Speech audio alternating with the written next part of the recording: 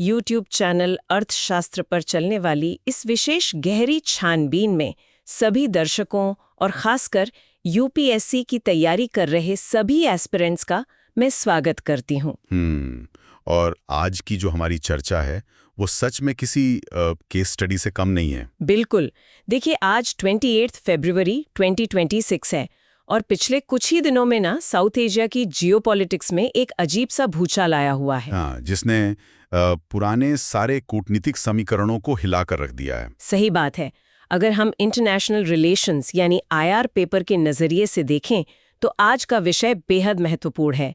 हम बात कर रहे हैं पाकिस्तान और अफगानिस्तान के बीच अचानक शुरू हुई उस खुली जंग की, जिसे अब औपचारिक रूप से ओपन वॉर घोषित कर दिया गया है। और इस विषय की गंभीरता इस बात से तय होती है कि आज हम जिन डॉक्यूमेंट्स का विश्लेषण कर रहे हैं वो जियोपॉलिटिक्स के सबसे भरोसेमंद स्रोत हैं। मतलब हम सिर्फ न्यूज़ रिपोर्ट्स पर निर्भर नहीं हैं यहाँ। एग्जैक्टली। हमारे पास ताज़ा ज़मीनी समाचार रिपोर्ट्स तो हैं ही, साथ में सिक्योरिटी काउंसिल रिपोर्ट के आंकड़े हैं।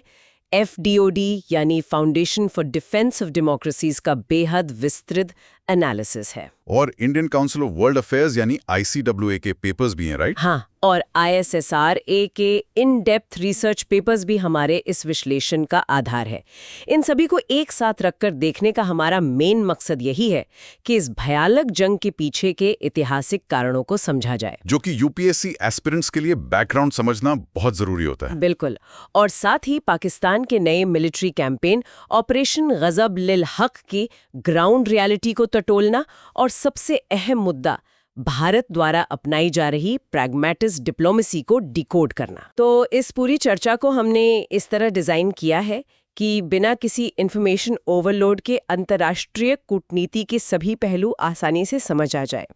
चलिए इसको थोड़ा और समझते हैं। फरवरी 2026 की इस अचानक बदली हुई स्थिति का कच्चा चिट्ठा खोलते हैं सबसे पहले। जरूर, क्योंकि कल यानी 27 फरवरी को जो फॉर्मल स्टेटमेंट आया उसने सभी को हैरान कर दिया था। पाकिस्तान के रक्षा मंत्री ख्वाजा आसिफ ने साफ शब्दों में घोषणा की है कि पाकिस्तान के सब्र का बांध टूट चुका है। मतलब उन्होंने इस टकराव को किसी छोटी सीमा झड़प की जगह एक मुकम्मल ओपन वॉर का दर्जा दे दिया। यहाँ जो सबसे रोचक बात है वो ये कि सीमा पर छोटी मोटी झड़पें तो पिछले कई सालों से आम बात रही हैं वहाँ। हमेशा से होती आई हैं। राइट। लेकिन अब जो हो रहा है वो एक फुल स्केल मिलिट्री ऑफेंसिव है, जिसे उन्होंने ऑपरेशन गजब लिल हक नाम दिया है।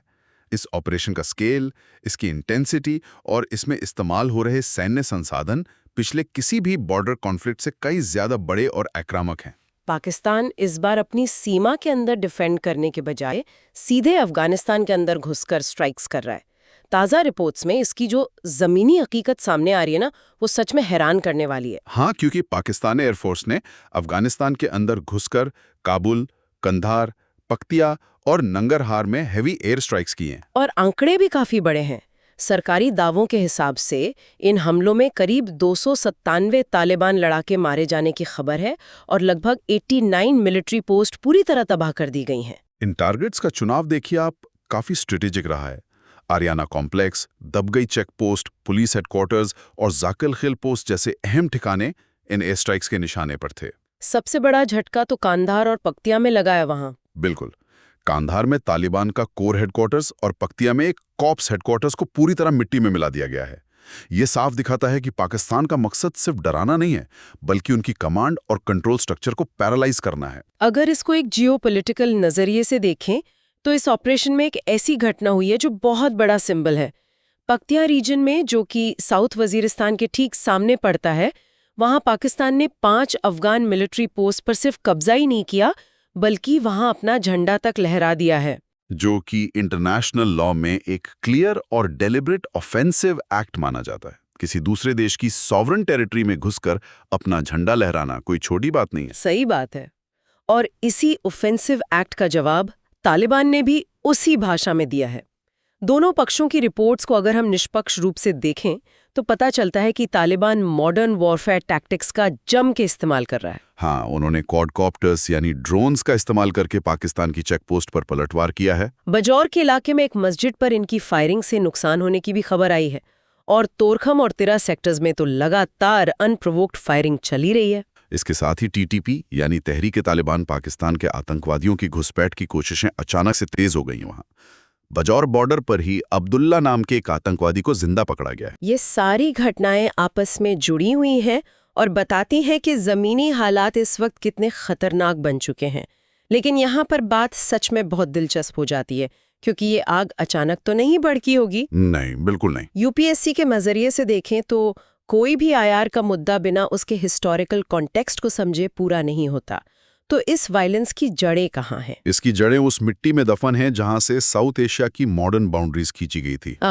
हमें सीधे 12 नवंबर 1893 में जाना होगा, जब सर मॉर्टिमर ड्यूरैंड और अफगानिस्तान के अमीर अब्दुर्रहमान खान के बीच ड्यूरैंड लाइन अग्रीमेंट हुआ था। एग्जैक्टली। ब्रिटिश एम्पायर अपनी बॉर्डर्स को सिक्योर करने के लिए एक बफर जोन क्रिएट करना चाहता था, पर इस कोशिश में उन्होंने नक्शे पर एक ऐसी लकीर खींच दी जिसने एक पूरी पश्तून जनजाति को ही 2 हिस्सों में बांट दिया। आज के डेमोग्राफिक्स के हिसाब से पश्तून आबादी का लगभग 42% हिस्सा अफगानिस्तान में रहता है और करीब 18.2% हिस्सा पाकिस्तान में। और यही वजह है कि आज तक किसी भी अफगान सरकार ने, चाहे वो पास की डेमोक्रेटिक सरकारें रही हों या कम्युनिस्ट रजीम रहा हो या आज की तालिबान सरकार हो, किसी ने इस ड्यूरैंड लाइन को एक औपचारिक अंतर्राष्ट्रीय सीमा नहीं माना है। उनके लिए ये बस एक आर्टिफिशियल लाइन है। लेकिन इसका एक कानूनी पहलू भी तो है, जो यूपीएससी एस्पिरेंट्स के लिए समझना बहुत जरूरी है। अगर हम इसको बड़ी पिक्चर से जोड़कर देखें तो इंटरनेशनल लॉ क्या कहता है इस पर? देखिए, ट्रीटीज की अपनी एक कानूनी सैंक्टिटी होती है। यहाँ 2 बड़े कानूनी सिद्धांत लागू होते हैं। पहला है Vienna convention on the law of treaties का आर्टिकल 62 और दूसरा है उति पोसिडेटिस जूरिस का सिद्धांत। इसे थोड़ा आसान भाषा में समझाएं तो कैसा रहेगा? बिल्कुल। मान लीजिए किसी ने एक पुराना घर खरीदा, उसकी बाउंड्री वॉल पहले से जहां थी, नई रजिस्ट्री के बाद भी वही रहेगी ना। नया मालिक अचानक अपने पड़ोसी के आंगन को अपना नहीं बता सकता। सही कहा। तो उसी तरह जब कोई नया देश आजाद होता है तो उसे अपनी पिछली कॉलोनियल पावर की बॉर्डर्स एज इज मिलती हैं। हाँ, इसलिए 1947 में आज़ादी के बाद पाकिस्तान को ये बॉर्डर्स एज इज मिली हैं। यूएन सिक्योरिटी काउंसिल का रेजोल्यूशन 1267 भी इसे एक अंतर्राष्ट्रीय बॉर्डर मानता है। मतलब एक तरफ हिस्ट्री और एथनिसिटी की दुहाई चल रही है और दूसरी तरफ इंटरनेशनल लॉ की सख्त हकीकत है। और इसी टकराव से जन्म लेता है एक बेहद क्लासिक थ्योरी जिसे हम सिक्योरिटी डायलेमा कहते हैं। सुरक्षा संकट। हाँ, जब एक देश अपने बचाव के लिए कोई कदम उठाता है पर उसका पड़ोसी उसे अपने ऊपर हमले की तैयारी समझ लेता है। एग्जैक्टली। जमीन पर ठीक यही हो रहा है। पाकिस्तान अपनी सुरक्षा के लिए इस 2640 किलोमीटर लंबी बॉर्डर पर फेंसिंग कर रहा है, जिसे तालिबान आक्रामक मानता है। उन्हें लगता है कि पाकिस्तान एक विवादित सीमा को पक्का कर रहा है और पश्तून लोगों को हमेशा के लिए तोड़ रहा है। और दूसरी तरफ तालिबान अपनी इंटरनल यूनिटी के लिए टीटीपी को शरण दे रहा है, जिसे पाकिस्तान स्टेट स्पॉन्सर्ड आतंकवाद मानता है। ये डिस्ट्रस्ट का एक अनएंडिंग साइकिल बन गया है, जिसका नतीजा आज का ये ओपन वॉर है। लेकिन इस वॉर के शुरू होते ही एक और बहुत बड़ी चीज हुई है।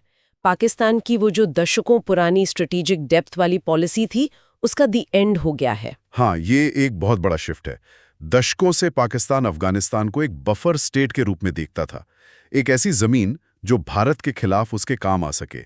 उन्हें लगता था कि अगर कभी भारत के साथ जंग होती है तो पाकिस्तान की सेना पीछे हटकर अफगान जमीन का इस्तेमाल कर सकेगी। और इसी आयरनी को देखिए कि 2021 में तालिबान को वापस सत्ता में लाने में मदद करना उन्हें कितना भारी पड़ गया है। आईएसआरए की रिसर्च यही बताती है कि प्रॉक्सी को ताकतवर बनाकर पाकिस्तान ने एक ऐसी सॉवरेन एंटिटी खड़ी कर दी जो अब एक बफर की तरह काम ही नहीं करती। तालिबान अब कोई प्रॉक्सी थोड़ी रहा है, वो तो अपने इंटरेस्ट परस्यू कर रहा है, जिसका सबसे बड़ा सबूत टीटीपी को वहां मिलने वाली सेफ हेवन्स है। बिल्कुल। और इस फेल होती पॉलिसी का एक और पैमाना रेफ्यूजी क्राइसिस है। पाकिस्तान लगातार अनडॉक्यूमेंटेड अफगान्स को डिपोर्ट कर रहा है क्योंकि स्टेट सेंट्रल अप्रोचेस अब पूरी तरह फेल हो चुके हैं। तो इन सब का आखिर मतलब क्या है? एक सवाल जो हर एस्पिरेंट के दिमाग में आएगा वो ये कि भारत इस सब में कहाँ खड़ा है। ये एक बहुत महत्वपूर्ण सवाल खड़ा करता है। ICWA की रिपोर्ट्स इस पर काफी क्लियर हैं। भारत ने एक बेहद प्रैग्मेटिक यानी व्यवहारिक और फंक्शनल डिप्लोमेसी अपना ली है। बिना किसी औपचारिक मान्यता के भारत अपने हित साध रहा है वहां। एग्जैक्टली। फॉर्मल रिकॉग्निशन ना देने के बावजूद डिप्लोमेटिक रिलेशंस मेंटेन करना अपने आप में एक कॉम्प्लेक्स स्टेट क्राफ्ट है। आप टाइमलाइंस देखिए। अक्टूबर 2025 में तालिबान के एक्टिंग फॉरेन मिनिस्टर अमीर खान मुत्तकी ने भारत का दौरा किया था। और उसी दौरान भारत ने काबुल में अपने टेक्निकल मिशन को अपग्रेड करके औपचारिक एम्बेसी बना दिया था।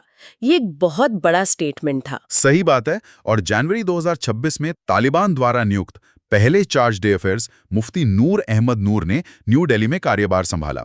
वहीं मुंबई में कॉन्सुलर अफेयर्स के लिए एकामुद्दीन कमिल को जिम्मेदारी दी गई। ये नंबर्स और पॉलिसीज दोनों लेवल पर हो रहा है। अगर हम हाल ही के यूनियन बजट की बात करें, जो 1 फरवरी 2026 को पेश हुआ था, उसमें भारत में अफगानिस्तान के लिए डेवलपमेंट असिस्टेंस को सीधे 27% बढ़ाकर 150 करोड़ रुपए कर दिया है। और यहाँ ध्यान देने वाली बात यह है कि पड़ोसी देश बांग्लादेश के लिए ये मदद आधी करके 60 करोड़ कर दी गई है। ये फिगर्स आम नहीं है। ये भारत की बदलती स्ट्रेटेजिक प्रायोरिटीज दिखाते हैं। एक तरफ 150 करोड़ और दूसरी तरफ 60 करोड़। इन नंबर्स के पीछे दो बड़े लक्ष्य हैं। पहला, भारत चाबहार पोर्ट के जरिए सेंट्रल एशिया तक अपनी पहुंच मजबूत करना चाहता है। और दूसरा, ये निश्चित करना कि अफगान जमीन का इस्तेमाल किसी भी आतंकवादी गतिविधि के लिए ना हो। सही कहा। और इस ग्रेट गेम 2.0 में सिर्फ भारत नहीं है। चाइना का सीपेक प्रोजेक्ट, जो मई 2025 में अफगानिस्तान तक बढ़ाने का ट्रायलैटरल एग्रीमेंट हुआ था, वो अब इन मिलिटेंसी और कॉन्फ्लिक्ट्स की वजह से धर्म संकट में है। चाइना को तो स्टेबिलिटी चाहिए होती है अपने प्रोजेक्ट्स के लिए, जो वहां अभी है नहीं। और बाकी ग्लोबल पावर्स, यूएस का अपना नजरिया है बागराम बेस को लेकर, और रशिया और ईरान शांति की अपील कर रहे हैं बिकॉज उन्हें टेरर और रिफ्यूजी इन्फ्लक्स का डर है। ये सब इस नई डायनामिक्स का हिस्सा है। तो अगर इन सभी तथ्यों और डिस्कशंस को हम एक समरी में देखें एस्पिरेंट्स के लिए, तो 19वीं सदी की कॉलोनियल बॉर्डर्स और पुरानी प्रॉक्सी पॉलिसीज आज की इस कन्वेंशनल वॉर का सबसे बड़ा कारण बन रही हैं। बिल्कुल। और भारत का पॉलिटिकल स्ट्रेंजमेंट से निकलकर इस प्रैग्मेटिक फंक्शनल एंगेजमेंट की तरफ बढ़ना स्टेटक्राफ्ट की एक बड़ी कूटनीतिक सीख है।